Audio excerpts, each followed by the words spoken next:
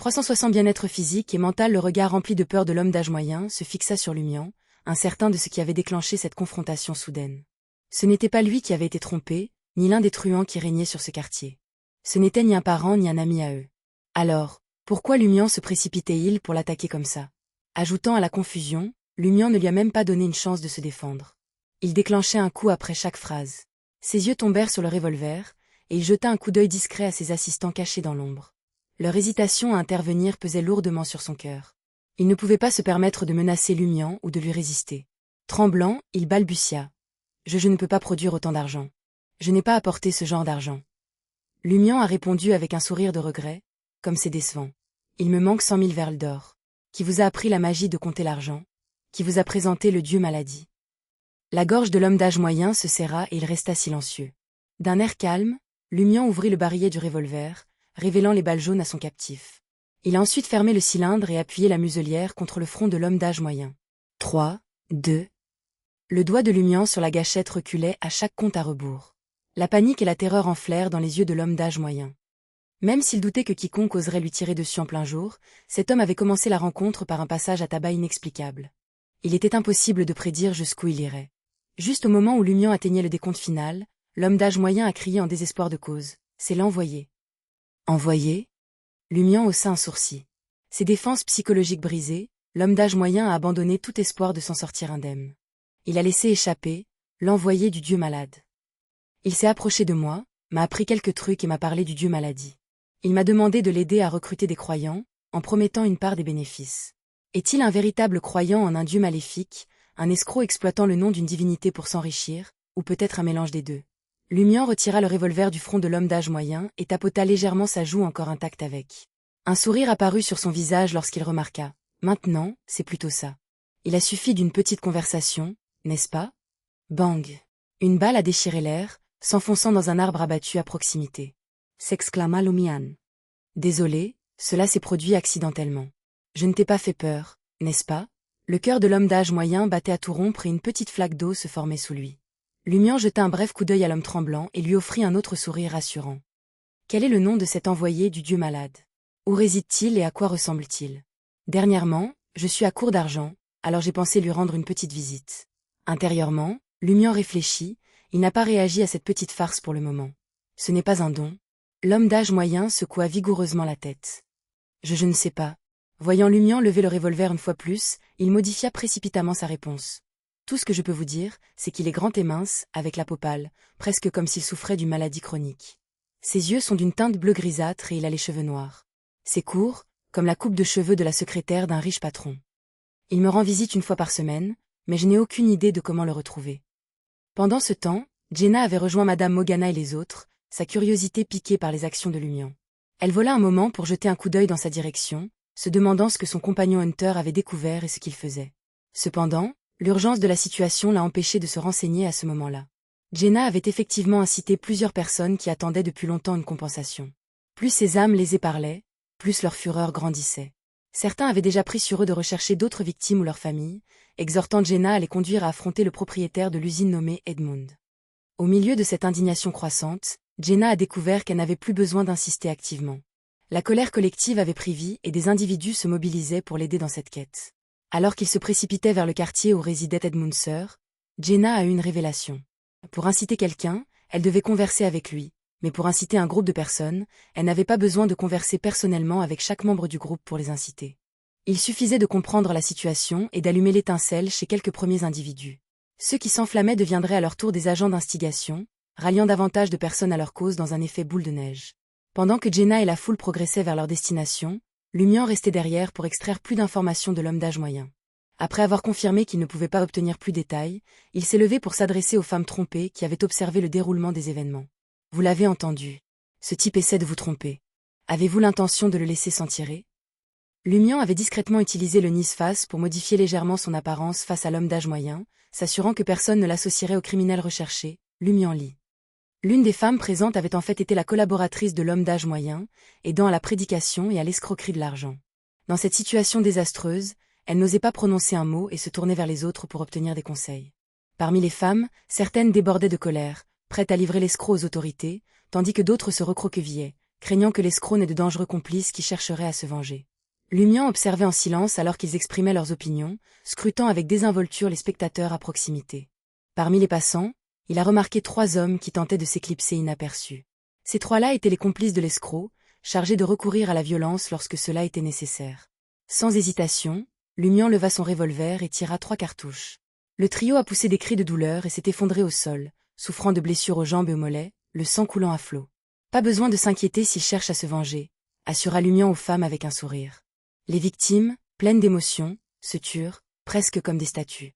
Après quelques secondes, ils balbutièrent. C'est à vous de décider.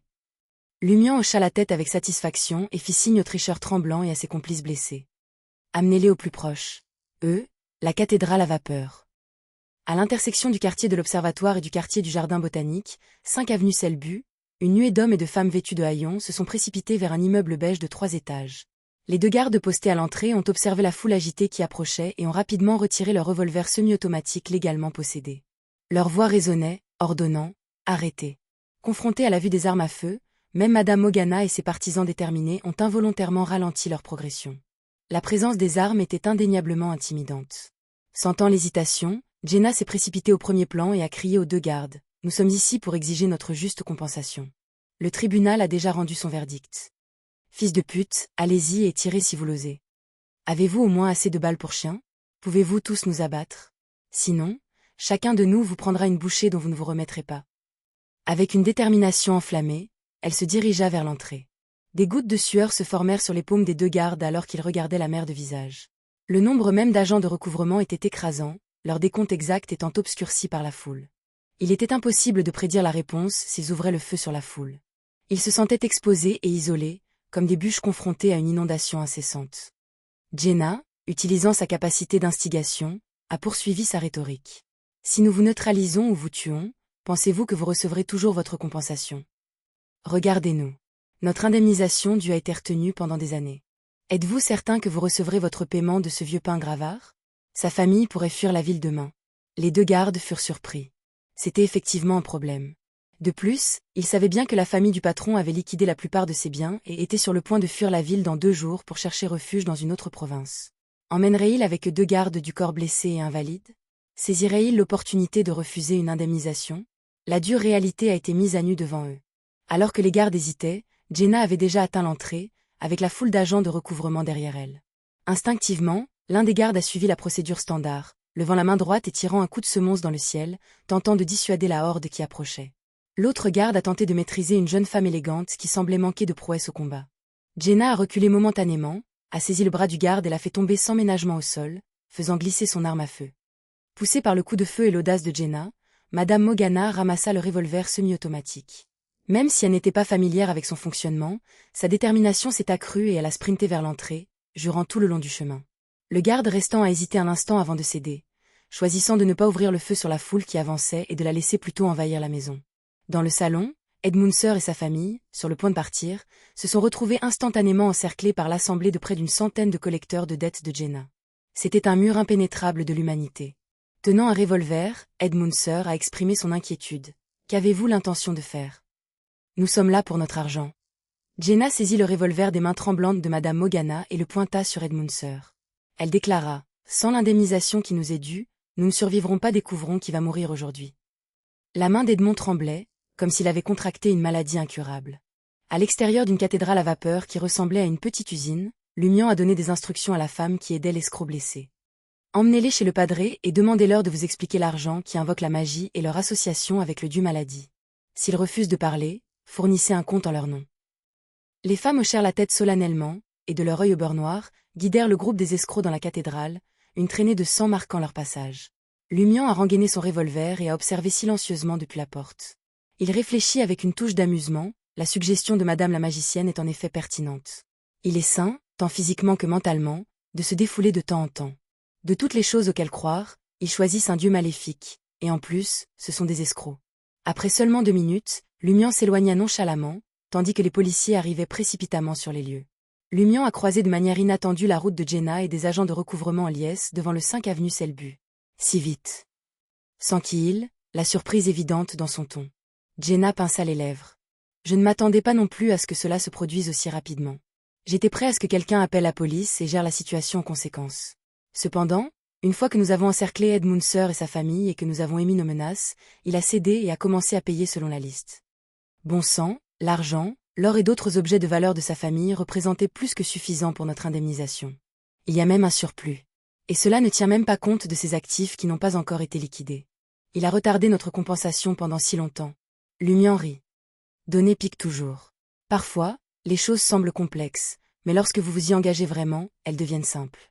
Et puis il y a des situations qui semblent simples mais qui s'avèrent pleines de rebondissements qui peuvent presque tout coûter.